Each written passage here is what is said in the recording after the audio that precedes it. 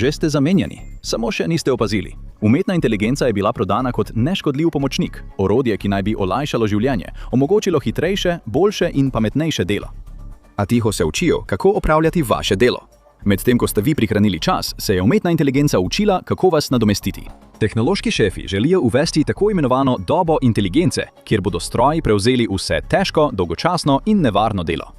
Ljudje bodo medtem svobodni, da sledijo razburljivim novim priložnostim. Toda pod to bleščečo obljubo se skriva temnejša resnica.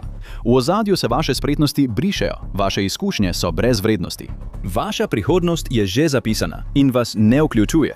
To je laž OpenAI in če jim uspe, se ne bo spremenilo samo delo, družba se bo zlomila. Poglavje 1. Smrt življenjepisa. Svet dela se je spremenil, a ena stvar je vedno ostala enaka. Življenjepis. Vsaka vrstica, vsak dosežek, vsaka pozna noč in zgodnje jutro je dokaz, da ste se borili, da ste prišli, kjer ste. To je več kot le kos papirja, to je vaša zgodba. Zanašate se nanj, da vam odpira vrata, da si pridobite spoštovanje, da si zagotovite priložnosti, ki ste si jih zaslužili. In zdaj je pod napadom. Sam Altman in drugi izvršni direktorji iz Silicijeve doline jim ni mar za vaše veščine, ki ste jih leta izpopolnjevali. Te bodo brez pomena, ko jih bodo agenti umetne inteligence že osvojili. Predmeti, za katere ste na fakulteti plačali na tisoče evrov, ne bodo nikogar več navdušili, ko bodo veliki jezikovni modeli lahko na zahtevo ponovili vsako podrobnost. Ure, ki ste jih vložili v spenjanje po karierni lestvici, ne pomenijo nič v primerjavi z vsemogočno, vsevedno umetno inteligenco, ki deluje neprekinjeno. Lahko naredi vse, kar lahko naredite vi, hitreje, ceneje in bolj učinkovito. To je prihodnost, h kateri si prizadevajo OpenAI in druga podjetja, le da oni tega ne vidijo tako. Za njih je vzpon splošne umetne inteligence, ali AGI, nekaj, kar je treba proslaviti. Ta naslednja stopnja umetne inteligence ne bo le pomagala, razmišljala bo kot človek. Premikala se bo brez težav iz ene industrije v drugo, reševala probleme in, kot pravijo pri OpenAI, presegala ljudi pri večini ekonomsko vrednih opravil. Z drugimi besedami, vse, kar lahko naredijo ljudje, bo AGI lahko naredila še bolje. In to ni neka oddaljena znanstveno-fantastična sanjarija. To je odštevanje, ki se je začelo leta 2024. OpenAI pričakuje, da bo svoje cilje dosegel do leta 2030 in Sam Altman je nad tem izjemno navdušen. V svojem manifestu, ki ga je septembra 2024 delil na spletu v blog objavi z naslovom Doba inteligence, Sam Altman pravi: Verjamem, da bo prihodnost tako svetla, da ji nihče ne more narediti pravice, če bi o njej poskušal pisati zdaj. Opredeljujoča značilnost dobe inteligence bo ogromna blaginja. Govori o reševanju problemov, ki so pestili človeštvo generacije, o doseganju stvari, o katerih je človeštvo le sanjalo, reševanju podnebne krize, ustvarjanju kolonij v vesolju, prelomnih znanstvenih odkritjih. Prav tako poskuša pomiriti strahove glede splošne umetne inteligence, saj trdi, da zgodovina vedno nadomesti stare službe z novimi, kadarkoli napreduje tehnologija. Toda tokrat ne bo tako preprosto. Dela ne bodo nadomeščena ali izgubljena, preprosto se bodo spremenila. Doda, da ga ne skrbi, da bi nam zmanjkalo stvari za početi, saj imajo ljudje prirojeno željo po ustvarjanju. Umetna inteligenca nam bo omogočila, da ukrepimo svoje sposobnosti kot še nikoli prej. Altman svojo vizijo dobro prodaja. Če pa pogledamo pobliže, so razpoke jasno vidne. Recimo, da Altman dobi, kar si želi, in splošna umetna inteligenca prevzame vse ekonomsko vredno delo. Kaj se zgodi z diplomantom, pisarniškim delavcem, začetnikom, ki se trudi le dobiti prvo priložnost? No, ti ljudje se ne ujemajo z vizijo prihodnosti podjetja OpenAI. Ker če lahko stroj opravi delo mlajšega sodelavca ali začetnika za delček cene, potem ta zaposleni ni več prednost, ampak postane breme. Altman želi to predstaviti kot osvoboditev, kot svet, kjer se lahko ljudje posvetijo ustvarjalnosti, medtem ko stroji opravljajo vso dolgočasno delo. Trdijo, da ustvarjajo orodje, ki bo hkrati opolnomočilo in preseglo človeštvo. Vidiš težavo? Ti dve ideji ne moreta realno sobivati. Ne moreš opolnomočiti delavca, če popolnoma zastaraš njegovo osnovno znanje. In ne moreš graditi gospodarstva, če odstraniš načine, na katere ljudje dejansko služijo denar. Napoved OpenAI-ja o splošni umetni inteligenci do leta 2030 nakazuje, da mora programska oprema za to že obstajati. A strojna oprema, to je druga zgodba. Poglavje 2. Matematična fata morgana. Svet umetne inteligence je povsem odvisen od zakonov skaliranja. V bistvu, če dodaš več podatkov in več procesorske moči, kar imenujejo računska moč, umetna inteligenca postane pametnejša in sposobnejša. Teoretično zato ni nobene zgornje meje. Podjetja lahko umetni inteligenci vsako leto dodajajo več podatkov, več računske moči in opazujejo, kako njihovi modeli dosegajo nove ravni genialnosti. OpenAI je že priznal, da bo za AGI potrebnih ogromno virov. Altman je govoril o nakupu velikih količin energije in čipov za izgradnjo ogromnih računalniških grozdov. Cilj je znižati stroške računalniške obdelave, dokler ne postane praktično neomejena, obilna, poceni in povsod dostopna. Spet zveni popolno, skoraj utopično, vendar je to iluzija, pobožna želja. Za poganjanje svoje revolucije AGI gre OpenAI na vse ali nič s tako imenovanim projektom Stargate. To je skupno podjetje za izgradnjo povsem nove infrastrukture umetne inteligence za OpenAI v ZDA. Začenjajo z osupljivimi $100 milijardami vloženimi v ogromen grozd superračunalnikov. To je šele prvi korak dolgoročne vizije Stargate, ki naj bi do leta 2030 skupno stala $500 milijard. In to zato, ker je umetna inteligenca nenasitna. Vedno si želi več podatkov, več virov, več moči. Po mnenju nekaterih strokovnjakov bo OpenAI, če bo nadaljeval s trenutnim tempom, vsakih 2 let potreboval 10-krat več podatkov in 100-krat več računske moči. To pomeni, da bodo milijarde dodatno vložene v podatkovne centre, energijo in strojno opremo. Tudi najbogatejša gospodarstva bi težko vzdrževala takšno rast. In OpenAI ni bogata država, ni niti dobičkonosno podjetje. Trenutno posluje z ogromnim primanjkljajem, saj je v letu 2024 ustvaril $3,4 milijarde prihodkov in 5 milijard izgube. Podjetje dobesedno kuri denar. Da si lažje predstavljate, ta izguba v višini $5 milijard je enaka celotnemu BDP-ju držav, kot so Liberija, Surinam, Grenlandija ali več karibskih držav. Eno samo podjetje porabi toliko denarja, kot ga imajo nekatere nacionalne ekonomije na voljo v celem letu. To ni vzdržno, to je obup. Če razmišljamo bolj dolgoročno, je Altman celo omenil, da bi bila za vzpostavitev globalne pobude za izdelavo čipov potrebna naložba v višini $7 bilijonov.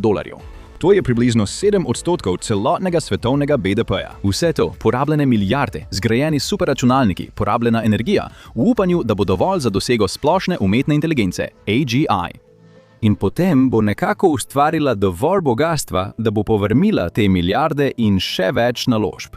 To je igra na srečo, kakršne svet še ni videl, in prav takšne igre ima Silicijeva dolina najraje. Deli tehnološke industrije temeljijo na hitrem povečevanju obsega, ideji, da na začetku izgubljaš denar, da bi zgradil svoj izdelek in osvojil trg. Upanje je, da boš nekega dne zvišal cene in pobral dobiček, ko bo začetni kaos mimo. Razen tega, da zakonov fizike ne moreš prehiteti z bliskovito rastjo. To temelji na fizičnem čudežu. Ideja, da se lahko vrhunski polprevodniki in računalniški viri povečajo za 10-krat v manj kot desetletju. To ni izvedljivo in se nikoli ne bo zgodilo. In če sploh se nismo dotaknili energetskih zahtev revolucije AGI. Poglavje 3. Napajanje digitalnega boga. Tudi če so ogromni grozdi, potrebni za AGI, zgrajeni, kako vse to napajati? Digitalni svet ni ravno brez teže. Odvisen je od strojne opreme, ki jo je treba priključiti in napajati. Le v milijonkrat večjem obsegu. Ocenjuje se, da ena sama poizvedba v ChatGPT porabi približno 10-krat več elektrike kot iskanje v Googlu. To je približno enaka količina energije, kot je potrebna za napajanje majhne LED žarnice za približno 20 minut. Zdaj pa to povečajte. Pomnožite to z milijardami uporabnikov, milijoni poizvedb vsako uro. Rezultat? Potreba po energiji, kakršne svet še ni videl, daleč preko zmogljivosti današnjega električnega omrežja. Rene Haas, izvršni direktor britanskega podjetja za zasnovo polprevodnikov in programske opreme ARM Holdings, verjame, da bi lahko podatkovni centri za umetno inteligenco do leta 2030 porabili do 25% celotne ameriške oskrbe z električno energijo. Trenutna umetna inteligenca porabi le 4% ameriške oskrbe z električno energijo. Tudi drugi strokovnjaki se strinjajo in trdijo, da mora ZDA povečati zmogljivost svojega elektroenergetskega omrežja za približno 20%, samo da bi sledila vedno bolj rastoči industriji umetne inteligence. V praksi bi to pomenilo, da bi morale ZDA v manj kot desetletju svojemu omrežju dodati celotno proizvodno zmogljivost električne energije velike evropske države, kot je Nemčija. Ponovno, to ni samo ambiciozno, ampak nemogoče. Elektrarne ne nastanejo čez noč. Jedrski reaktorji, edini vir brez ogljika, ki je sposoben zagotoviti tako ogromno količino energije, lahko za izgradnjo potrebujejo več kot desetletje, včasih celo dlje, zaradi predpisov, zamud in nepričakovanih gradbenih ovir. Tehnološki milijarderji to vedo, vendar se zdi, da verjamejo, da lahko prikrojijo ali prekršijo pravila, da bi dosegli, kar želijo. Microsoft poskuša ponovno zagnati projekt jedrske elektrarne Three Mile Island, da bi zadovoljil neustavljivo lakoto umetne inteligence. To je še eno obupano dejanje. Jesen znak, da brez ogromne zasebne oskrbe z energijo, The Intelligence Age, nima nobene možnosti, da bi nastopila do leta 2030. In elektrika ni edini problem. En sam podatkovni center potrebuje milijone visokovoltnih bakrenih kablov in ogromne električne transformatorje. Globalna dobavna veriga za baker je že zdaj obremenjena zaradi drugih industrij in porasta električnih vozil. Strokovnjaki napovedujejo, da bo dosegla polno zmogljivost do konca 2020, vendar bo še vedno vsaj 10% pod svetovnim povpraševanjem. Svet še vedno nima dovolj surovin za poganjanje razvoja splošne umetne inteligence. To ni ugibanje, to je dejstvo. Václav Smil je eden vodilnih svetovnih strokovnjakov za energijo. Desetletja je preučeval energetske prehode in ve, kako počasni v resnici so. Ne trajajo leta, trajajo generacije. Kot opozarja Smil, so domnevni gospodarji vesolja iz Silicijeve doline ugotovili, da so energetski prehodi podvrženi časovnim obdobjem in tehničnim omejitvam, ki so zunaj njihovega dosega. Toda, če Altman in OpenAI vesta, da energetske revolucije ni mogoče doseči samo z denarjem, zakaj še naprej obljubljata leto 2030 kot rok?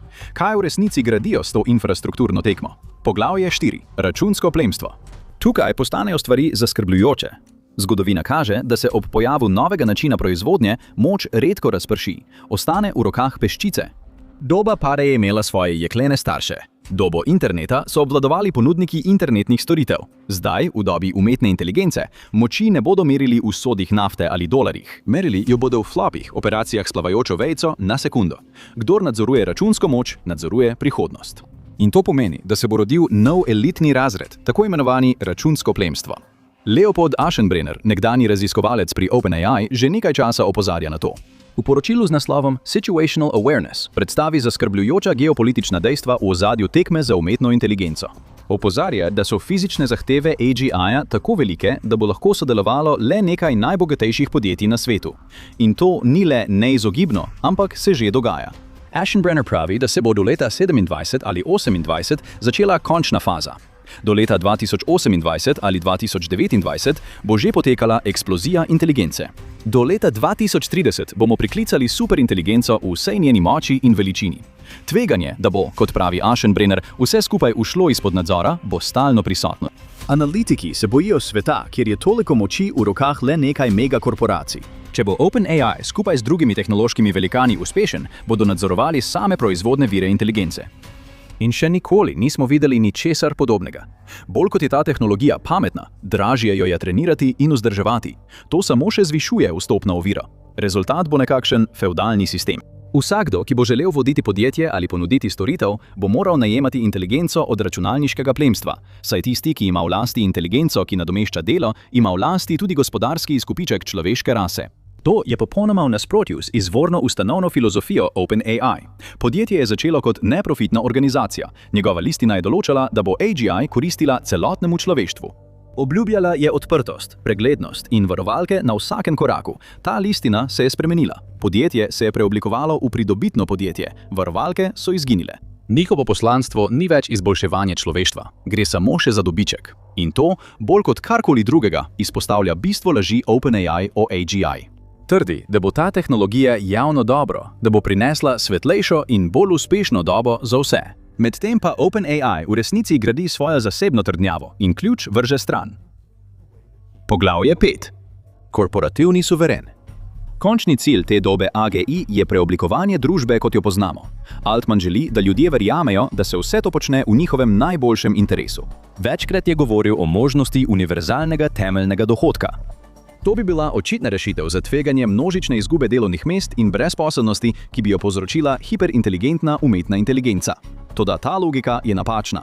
Če splošna umetna inteligenca nadomesti človeško delovno silo, se davčna osnova vsake demokratične države sesuje. Brez človeškega dohodka ni davkov. Brez davkov vlade ne bodo imele denarja, da bi zagotovile univerzalni temeljni dohodek milijonom ljudi. Namesto tega bo moč postala še bolj skoncentrirana. In ne bo vlada tista, ki vam bo izplačevala univerzalni temeljni dohodek. To bo korporacija. Ista korporacija, ki je lastnica algoritma, ki vas je nadomestil. To je definicija algoritmskega fevdalizma. To je zastrašujoča, a realistična možnost. Javnost ne more voliti generalnih direktorjev, na netransparentne algoritme ne morejo vplivati. Demokracija je odvisna od gospodarske neodvisnosti ljudi. Toda, ko so ljudje popolnoma odvisni od korporacij, da jim zagotovijo denar, ki ga potrebujejo za preživetje svojih družin, niso več gospodarsko neodvisni, so podložniki. OpenAI trdi, da bo vse delovalo. Altman govori o spremembah delovnih mest in novih priložnostih, vendar ne gre v podrobnosti. Ne pojasni, zakaj bi dobičkonosna korporacija preprosto podarila svoj glavni vir moči in dohodka. Najhuje od vsega je, da Altmanov manifest dobe inteligence ignorira nekaj temeljnega, dolgoletno družbeno pogodbo med ljudmi in tistimi na oblasti. Predpostavlja, da boste preprosto sprejeli izgubo svoje avtonomije, da boste preprosto prikimali in se nasmehnili, ko vam bodo v imenu superinteligentnih agentov umetne inteligence odvzeli kariero, zasebnost in demokratične pravice. Družba se preoblikuje, ne z glasovanji ali referendumi, ampak z zasledovanjem digitalnega boga. Projekt Zvezdna vrata, načrt za čipe v vrednosti $7 bilijonov. Neustavljiva potreba po energiji, to niso osamljeni dogodki. Vse to so členi v verigi novega svetovnega reda, sveta, kjer je inteligenca centralizirano blago, kjer je človeško delo zastarelo in kjer so računalniški plemiči kralji in kraljice vsega. Laž o splošni umetni inteligenci ni v tem, da ta tehnologija ne bo delovala. Laž je v tem, da jo gradijo za vas. Ta tehnologija ni ustvarjena za ljudi, ustvarjena je, da jih nadomesti. Edino vprašanje, ki ostaja, je, ali obstaja kakršenkoli način, da to ustavimo. OpenAI hiti razviti splošno umetno inteligenco hitreje, kot si je kdorkoli predstavljal, vendar pa potrebna sredstva podjetje potiskajo na rob. Ko ambicije prehitijo resničnost, so posledice šokantne in razsežnost tega zloma se razkriva v celoti. In OpenAI izgublja milijarde. ChatGPT je obsojen na propad.